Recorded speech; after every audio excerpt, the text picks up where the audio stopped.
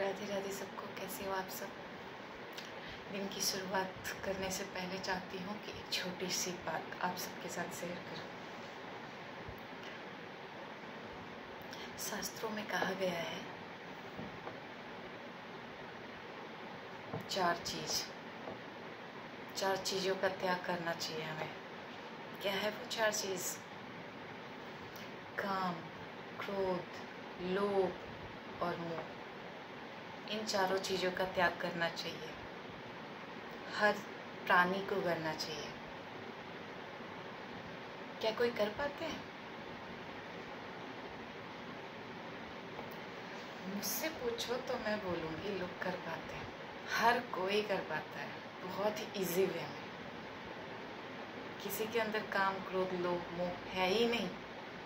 अब सोचोगे कि ये मैं क्या कह रही हूँ, सारे लोग तो आजकल मोह माया से ही भरे हुए हैं, फिर मैं ऐसा क्यों कह रही हूँ? वो मैं इसलिए कह रही हूँ क्योंकि ये चार चीज़ हमने त्याग कर दिया है। किसके लिए? भगवान हरि के लिए। ना तो हमें भगवान से कामना है कोई, ना तो उनसे कोई लोभ है, ना मोह है, और ना ही उनके ऊपर क्रोध आता है। तो हमने ये चीज़ों को भगवान के लिए त्याग कर दिया। जबकि संसार के लिए उन चीज़ों को हमने पकड़ के रखा है। संसारिक चीज़ों के लिए हमारे अंदर कामना है, क्रोध है, लोभ है, मोह है, पर भगवान के लिए नहीं है। जबकि संसार के लिए ये चीज़ नहीं होना था, ये चीज़ भगवान के लिए होना था। अब आप सोचोगे कि इसके अंदर तो क्रोध भी आता है, प्रभु के ऊपर क्रोध कैसे करें? कर सकते हो वो ऐसे, जब हम प्रभु को अपना मानेंगे, जैसे हम अपने बच्चे को अपना मानते हैं, उसके ऊपर क्रोध भी करते हैं, उससे मोह भी होता है। तो उसी प्रकार अगर हम प्रभु को अपना मानते हैं और उनसे प्रेम करते हैं, उनके लिए हमारे दिल में मोह है, प्यार है, तो क्रोध भी कर सकते हैं। और उस क्रोध को देख के वो क्रोधित नहीं होएंगे, उस क्रोध को देख करके वो प्रसन्न होएंगे। क्यों? क्योंकि आपने ब्रजवासियों के बारे में सुना होगा कि भगवान श्री कृष्ण को जब वो माखन चुराते थे तो उनको बांध देते थे, कमरे में लॉक कर देते थे बाहर से, कि तुमने मेरी मटकी तोड़ा, तुमने मेरे गैया को खोल करके, बछड़ों को खोल के गैया के दूध को पिला दिया। अब मैं कैसे दूध निकालूं? कैसे मैं कंस महाराज के लिए दूध लेके जाऊं, माखन लेके जाऊं? तो तुमने बदमाशी किया है, तो तुमको अब इसकी सज़ा भुगतनी पड़ेगी।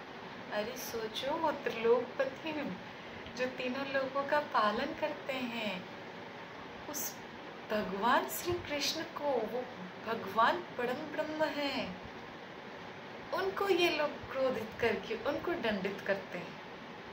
और इस दंड को भगवान श्री कृष्ण एक्सेप्ट करते हैं। क्रोध कर दिया, कान पकड़ के घुमा देते थे, हाथ पांव बांध देते थे, फिर भी ऊपर से तो रो रहे हैं कि नहीं, मुझे छोड़ दो, मुझे घर जाने दो, मुझे घर जाने दो, मैया मुझे ढूंढ रही होंगी। ये जो लीला कर रहे हैं और अंदर ही अंदर प्रसन्न हो रहे हैं। क्यों प्रसन्न हो रहे हैं? उनको भी क्रोधित होना चाहिए ना, कि मेरे को बांध दिया, मैं तो भगवान हूँ, भगवान को कोई बांधता है क्या? मेरी तो पूजा करनी चाहिए थी। पर ये लोग तो मेरी बिल्कुल भी रिस्पेक्ट नहीं करते, अपने बच्चों की तरह मुझे मारते हैं, दंडित करते हैं, मेरी कंप्लेन करते हैं, मुझे थोड़ा सा छाछ दे करके दिन भर नचवाते रहते हैं कि नाच के दिखा कन्हैया, मुझे नाच के दिखा। और वो नाचते हैं। इतना सा माखन का लालच दे करके गोपियाँ उनको नचाती हैं और वो नृत्य करते हैं। क्या ज़रूरत है उनको नाचने की? जिनका तीनों लोक है, जहाँ का हर छोटा से छोटा, बड़ा वस्तु ही उन्हीं का है, उन्होंने ही बनाया है और उन्हीं का है, और वो उस वस्तु के लिए नाच रहे हैं। ये जो लीला कर रहे हैं क्यों कर रहे हैं? क्योंकि उनको पता है कि ये मुझसे प्रेम करते हैं व्रजवासी, ये मेरे भक्त हैं। भगवान के रूप में जब ये मुझे पूजते हैं तो ये मेरे भक्त हैं। तो इस भक्त को कैसे मैं खुशी दूं, कैसे ये खुश रहेंगे? तो ब्रजवासियों की खुशी के लिए ये लालची बनने का ढोंग करते हैं, लालची बनने का एक्टिंग करके, लीला करके अपने भक्तों को खुशी देते हैं। और उनके क्रोध पे भी वो क्रोधित नहीं होते, उनके क्रोध पे भी वो खुश होते हैं कि कितना प्यार करते हैं मुझसे, कि अपनी बेटी की तरह प्यार करके मुझे कभी गोद में बिठाते हैं तो कभी डंडा लेकर के मेरे पीछे भागते हैं। तो इसीलिए मैं कह रही थी कि अगर हम उनसे प्रेम करेंगे तो हमें क्रोधित होने का भी हक देते हैं वो। तो इसीलिए कभी भी काम, क्रोध, लोभ, मोह करे तो सिर्फ श्री कृष्ण के लिए करे, बाकी संसार के लिए ना करे। क्योंकि ये संसार हमेशा के लिए नहीं है। हमेशा के लिए अगर कोई है तो वो सत्य है। अब सोचोगे सत्य क्या है? तो सत्य ही शिव है, शिव ही ईश्वर है, और ईश्वर ही हमारे श्री हरि कृष्ण है। क्योंकि ये जो हमारा शरीर है, शरीर से ही पहले बात स्टार्ट करूँ मैं। सोचो, जब एक नवजात शिशु जन्म लेता है माँ के गर्भ से, आंखें भी खोलने की होश नहीं होती उसकी। आँखों पे जो गर्भ से जो पानी, मल मूत्र के द्वार से जो निकलता है तो उसके पूरे शरीर पे कितना कुछ लगा होता है, और उसको ये भी होश नहीं होता कि इसको क्लीन कर लो। तो क्लीन करते हैं, नर्स करती हैं, डॉक्टर करते हैं, या फिर उसके फैमिली मेम्बर्स जो होते हैं वो करते हैं। तो उनको ये भी होश नहीं होता। धीरे धीरे वो नवजात शिशु किशोरावस्था में पहुंच जाता है। किशोरावस्था से यौवन अवस्था में पहुंचता है, और यौवन अवस्था से वो ओल्ड एज में जाता है। तो लोग कहते हैं कि ये शरीर खत्म हो जाएगा, दोबारा नहीं मिलेगा, एक बार ही मानव देह मिला है। बिल्कुल सत्य है, पर मेरे कहने का मतलब है एक जन्म में ही लोग बार बार अपने शरीर को बदलता है। जब शिशु था किशोरा नहीं था, जब किशोरा हुआ तो यौवन में गया। शिशु से उस शरीर को त्याग के उसने किशोरावस्था में गया, किशोरावस्था को त्याग के वो यौवन अवस्था में गया, यौवन अवस्था को त्याग के वो ओल्ड एज में गया। तो एक जन्म में ही इतने सारे शरीर त्याग लिया ना, तो क्या वो परमानेंट है? वो सत्य है? नहीं है। पल पल वो बदल रहा है, हर सेकंड वो बदल रहा है। इतने छोटे से हम पेड़ को लगाते हैं, धीरे धीरे धीरे धीरे धीरे इतना बड़ा हो जाता है, फिर उसमें फ्रूट लगता है, फिर वो बूढ़ा हो जाता है, फिर वो सूख जाता है, फिर वो खत्म हो जाता है। कोई घर बनाता है, स्टार्टिंग में वो बहुत सुंदर दिखता है, धीरे धीरे उसकी कलर डाउन हो जाती है, घर में सीलन पड़ जाती है, घर टूट के गिरने लग जाते हैं, गया वो भी। किसी ने गाड़ी खरीदा, धीरे धीरे उसकी गाड़ी की मेंटेनेंस करवाते करवाते वो ख़राब होती जा रही है, एक दिन वो भी सड़ के ख़राब हो जाए। तो फिर मुझे ये बताओ, क्या दुनिया में परमानेंट है? हर चीज़ बदल रहा है। हमने बाल को कटवा लिया, बाल धीरे धीरे धीरे धीरे बड़ा हो गया होते होते और बड़ा हो गया। तो ये भी तो बदल रहा है, हमारे शरीर के पार्ट्स बदल रहे हैं। हमारी आवाज़, जब छोटे थे तो बच्चों की आवाज़ थी, फिर चेंज हो गया वो, फिर चेंज हुआ, फिर चेंज हुआ, फिर चेंज हुआ, बस चेंज ही होता रहता है, कुछ फिक्स नहीं है। बस एक चीज़ को छोड़ के, वो है सत्य, हरि नाम। दुनिया बदलेगी, आप बदलोगे, मैं बदलूँगी, सब खत्म हो जाएगा, मुझे ख़त्म होना है, आपको होना है, पूरी पृथ्वी को ख़त्म होना है, कुछ भी नहीं बचना है यहाँ पे सिवाय एक चीज़, वो है हरि नाम, सत्य। सत्य कभी नहीं बदलता, चाहे युग ख़त्म हो जाए या दुनिया ख़त्म हो जाए, पर सत्य कभी भी ख़त्म नहीं होता। इसीलिए सत्य को पकड़ लो। सत्य को पकड़ने के लिए मैं बताऊं, मेरी लाइफ की जो पर्सनल एक्सपीरियंस है, जब सत्य को पकड़ते हैं ना तो दुनिया हमें छोड़ देती है। जब तक हम दुनिया के लिए सोचते हैं तब तक हम कुछ नहीं कर पाते। जिस दिन दुनिया के लिए सोचना बंद कर दोगे उसी दिन आप जिंदगी में आगे बढ़ोगे। जिंदगी में आगे बढ़ने का मतलब है भगवान की प्राप्ति, धन दौलत नहीं, भगवान की प्राप्ति। और जब भगवान की प्राप्ति हो गई तो फिर ये संसार से क्या लेना देना, क्या मतलब, क्या चाहिए आपको, क्या लेके आए थे, क्या लेके जाना है, सब तो यहीं पे मिला है, यही छूट जाएगा। यही तो संसार है ना। आपके सगे संबंधी, आपकी जॉब, आपके पैसे, आपके रिश्तेदार, आपके मोह, यही सब तो संसार है। और संसार की चीज़ें संसार में छूट जाती है। तो जो चीज़ हमारे साथ जाए इस शरीर के बाद भी, शरीर को एक दिन तो राख बन करके ख़त्म ही होना है, तो क्या साथ जाएगा? जो साथ जाएगा उसको पकड़ना चाहिए मेरे हिसाब से। इसीलिए साथ सिर्फ जाएगा क्योंकि इस दुनिया में जो है, इस दुनिया में पैसा चलता है। अगर आप पैसे कमा रहे हो, आप किसी के भोग के लायक हो, आपके पॉकेट में पैसे हैं, सारी दुनिया आपके अपने है। जिस दिन उन्हें ये पता चलेगा कि आपके पॉकेट खाली हो चुके हैं, आपके अपने प्यार करने वालों के रंग बदल जाएगा। जिस गली से आप जाओगे और उसको पता चल गया कि आप आ रहे हो, गलती से भी उसने आपको देख लिया, वो अपने आप को उस रास्ते से किसी और रास्ते में लेके चला जाएगा कि आप उसको ना मिलो। आप उससे कुछ नहीं मांगोगे, फिर भी वो डरेगा, अरे इसके पास पैसे नहीं, कि कुछ मांग ना ले मेरे से, तो भागेगा वो आपसे। अगर उसको पता चले कि आपके पास पैसे हैं, आप उसके भोग के लायक हो, वो आपको यूज़ कर सकता है, फिर तो आप दुनिया के किसी भी कोने में रहो, बस वो ढूंढ लेगा, कैसे भी करके ढूंढ लेगा। तो इन लोगों से दूर रहना चाहिए, बचना चाहिए हमें। इसीलिए कहती हूँ भगवान को पकड़ना चाहिए। इस दुनिया में सिर्फ पैसे चलता है, पर इस शरीर के बाद जो एक और दुनिया मिलने वाला है, वहाँ पे भी पैसे चलता है।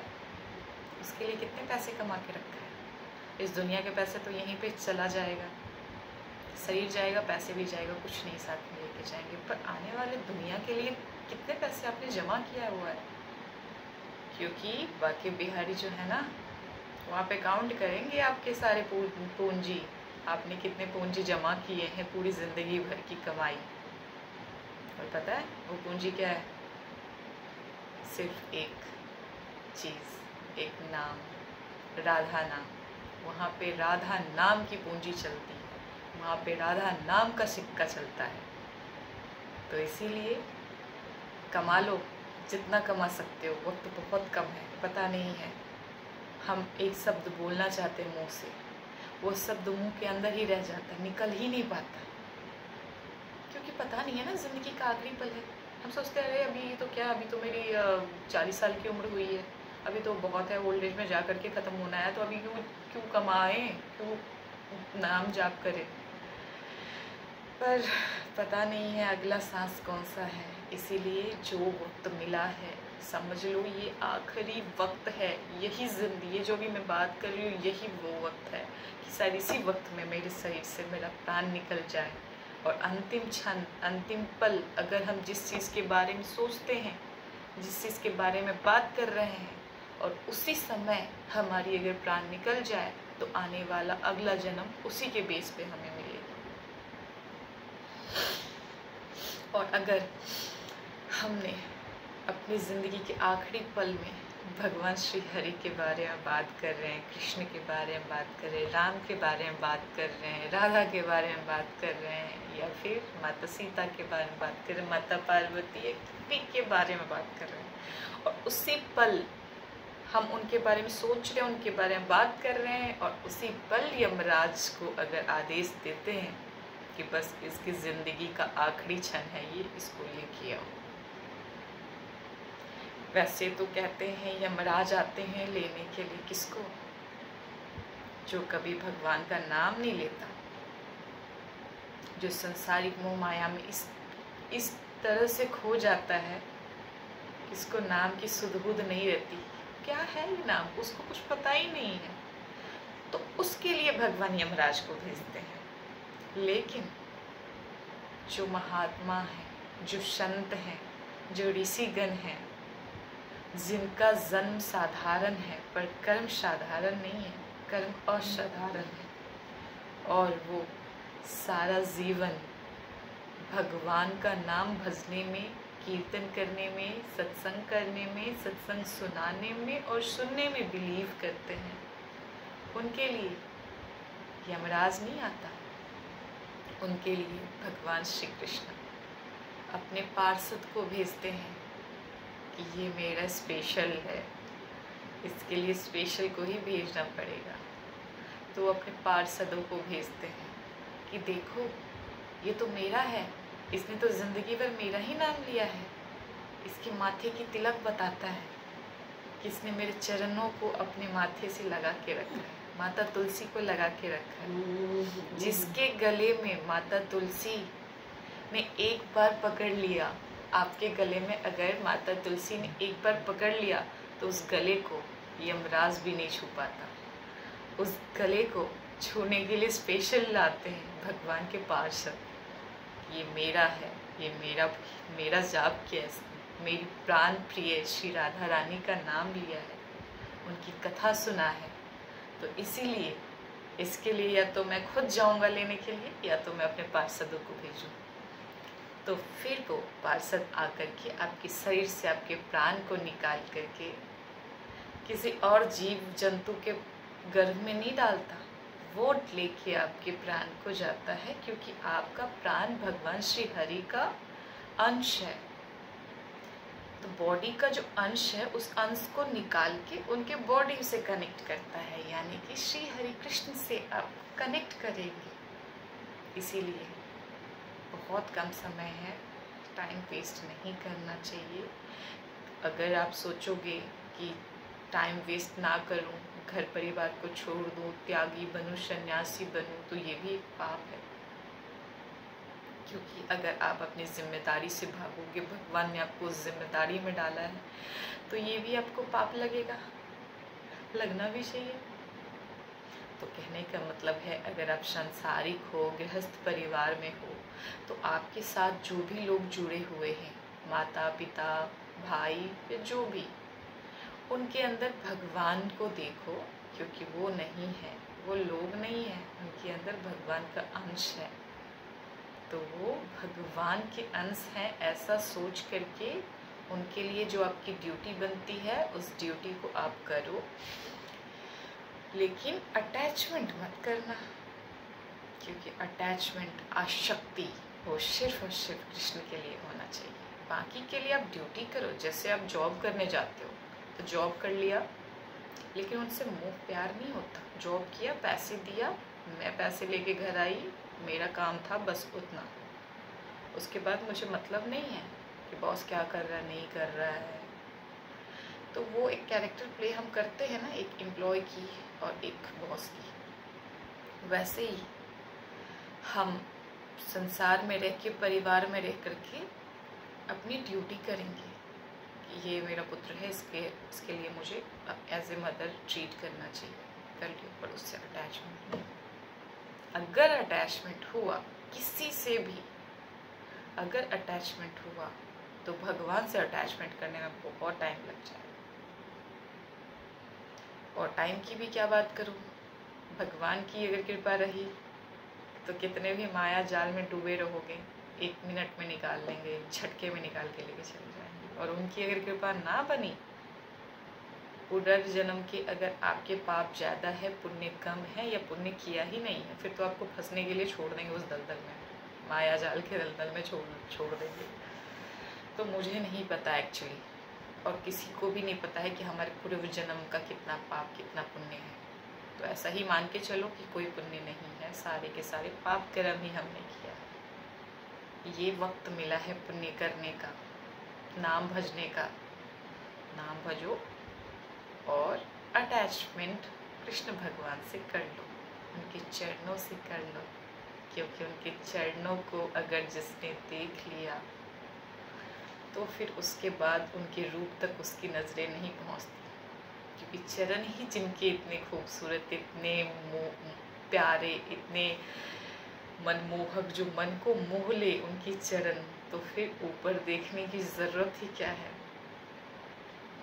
आपने उनके बारे में सुना होगा, एक ठाकुर है, तो ठाकुर 7 ठाकुर हैं श्री वृंदावन धाम में, उनमें से एक ठाकुर हैं, एक्चुअली मुझे नाम अभी याद नहीं आ रहा है,